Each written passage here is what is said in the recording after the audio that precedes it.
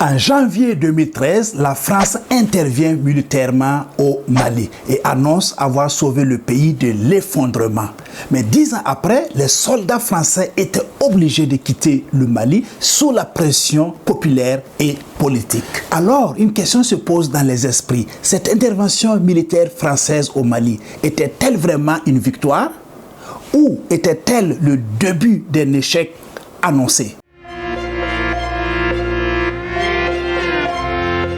Dans cette vidéo, nous allons décrypter ensemble le livre intitulé « Papa Hollande au Mali, chronique d'un fiasco annoncé », écrit par le journaliste d'investigation français Nicolas Beau et publié en 2013 aux éditions Ballant à Paris. À travers une analyse rigoureuse, l'auteur Nicolas Beau démontre dans le livre que l'intervention militaire française au Mali, annoncée en grande pompe comme étant une grande victoire, était en réalité un fiasco prévisible comme cela est de coutume dans la France-Afrique. Comment une intervention militaire française qui était saluée au départ a pu produire de telles désillusions? Et quelles ont été les grandes erreurs des autorités militaires et politiques françaises? Voici deux questions majeures que nous allons tenter d'y répondre dans ce décryptage de l'ouvrage de l'auteur français Nicolas Beau. Pour ce faire, je vous invite à rester jusqu'à la fin de cette vidéo pour ne rien rater. BioExpress, mais qui est Nicolas Beau? Nicolas Beau est un journaliste d'investigation et un écrivain français. Il est spécialisé dans les affaires internationales et plus précisément dans les relations entre la France et l'Afrique. En 2013, Nicolas Beau fonde le journal en ligne intitulé Monde Afrique, qui est spécialisé dans les actualités de l'Afrique francophone et aussi dans la politique internationale. La France a-t-elle perdu l'Afrique? Voici une question qu'on pourrait se poser en lisant cet ouvrage de Nicolas Beau. Mais pour l'auteur, la question est tout à fait simple à répondre et le constat est clair. L'influence française en Afrique décline. Et même au sein des élites africaines, historiquement francophiles, la France ne fait plus rêver. Mais le plus frappant selon l'auteur, c'est que la France ne réalise même pas cette situation de déclin en Afrique.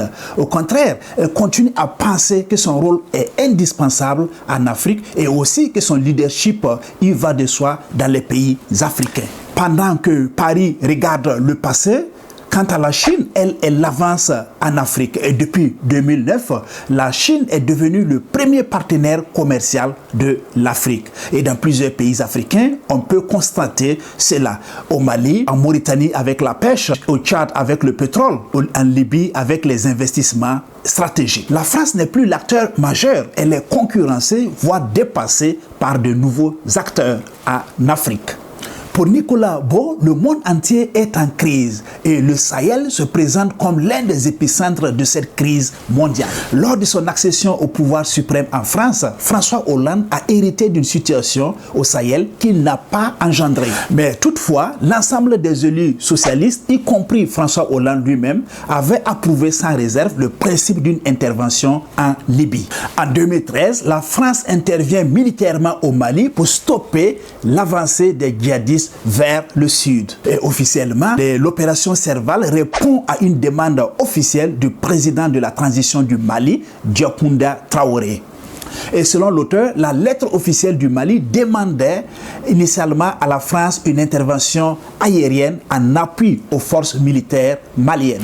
Il n'était pas question d'un déploiement de troupes militaires françaises sur le sol malien. Et toujours selon Nicolas Beau, la lettre du président malien a été reformulée par la présidence française. C'est ainsi que la France a lancé dans l'urgence l'opération Serval. Et l'opération Serval fait partie des 48 opérations militaires françaises en Afrique depuis les indépendances.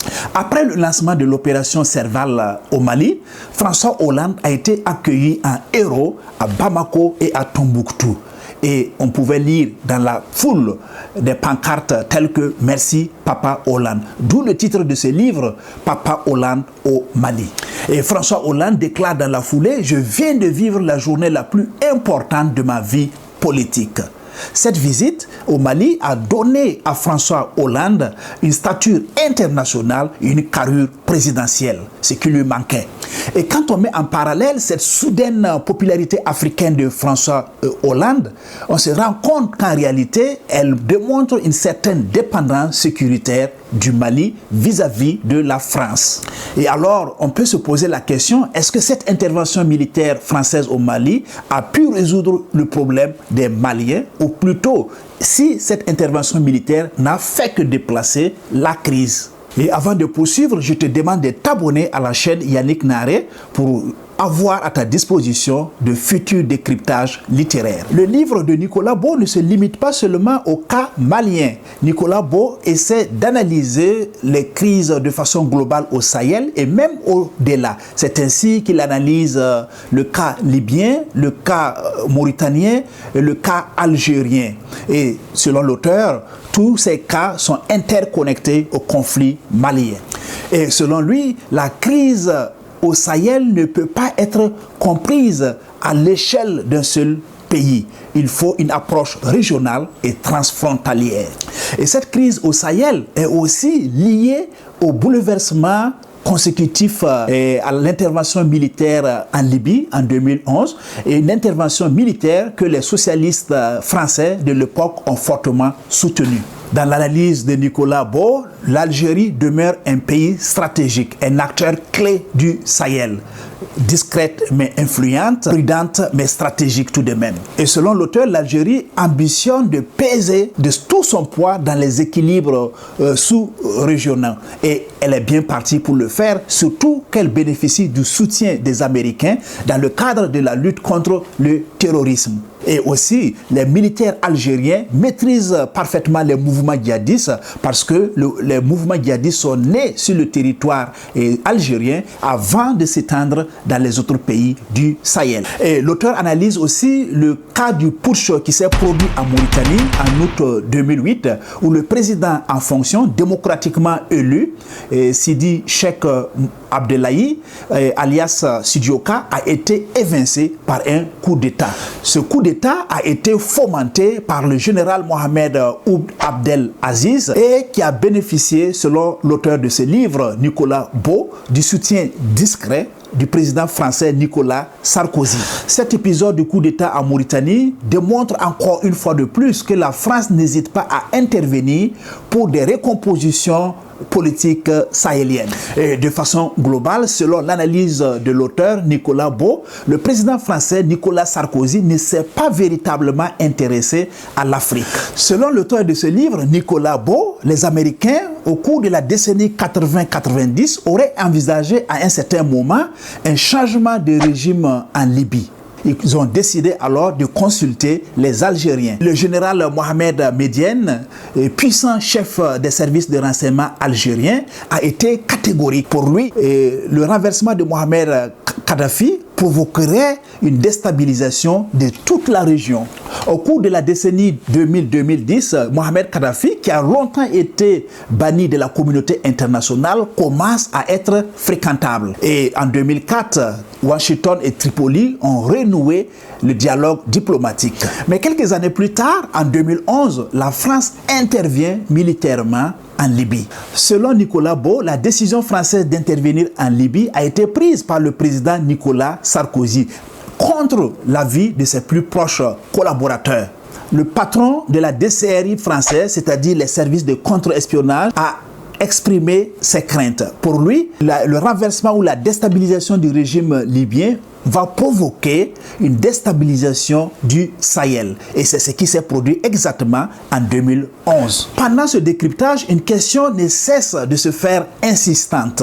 Et cette question, c'est laquelle? C'est de savoir pourquoi cette intervention militaire française au Mali, qui se voulait au départ rapide et décisive, a perduré pour se transformer en une crise militaire et politique complexe. Autrement dit, pourquoi la France a échoué au Mali? En 2013, l'opération Serval a été accueillie et présentée comme un succès militaire. En quelques semaines, les groupes djihadistes ont été repoussés. Le président Hollande a été accueilli en triomphe à Bamako et à Tombouctou.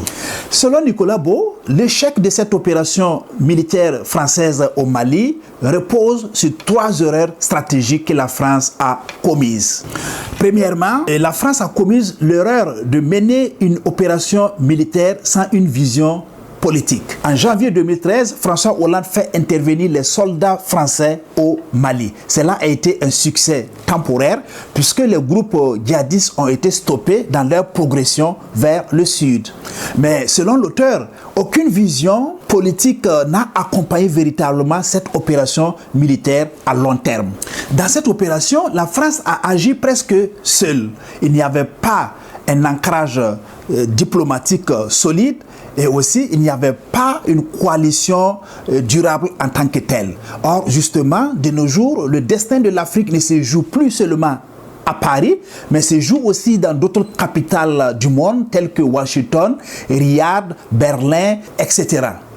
La France n'est plus la seule puissance influente, elle intervient sans une architecture politique globale. Deuxième erreur selon Nicolas Beau de l'échec de l'intervention militaire au Mali, c'est la position de la France vis-à-vis du mouvement national de libération de l'Azawad, le MNLA. Et selon cet auteur, Paris a toujours eu une position ambiguë vis-à-vis des Touaregs indépendantistes du Mali. Les forces françaises ont intervenu au Mali et ils ont pu libérer le nord. Mais il faut reconnaître que les combattants Touaregs sont restés armés. Et ce choix crée des frustrations profondes au sein des populations majoritaires du Sud.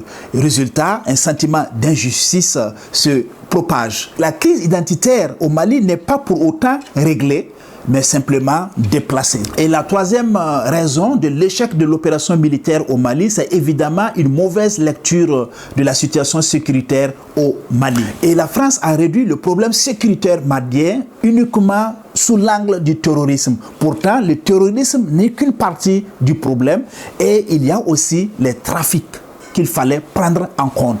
Et la France a ignoré que le Sahel demeure l'une des zones influentes pour le commerce illicite et les cartels de drogue qui y prospèrent. Et la drogue qui prospère le plus au Sahel, c'est le hashish. En se concentrant uniquement sur le problème militaire du Mali, la France a oublié que la crise est beaucoup plus profonde, elle est structurelle et criminelle en quelque sorte. C'est ainsi que la France n'a pas pu apporter véritablement de solutions aux problèmes maliens, ni aussi à ses voisins tels que le Niger et la Mauritanie. Et les mêmes mots, les mêmes problèmes demeurent dans ces pays, c'est-à-dire le terrorisme, les luttes ethniques et le trafic de drogue. Et Nicolas Beau, auteur de ce livre, fait une prédiction inquiétante dans ce livre.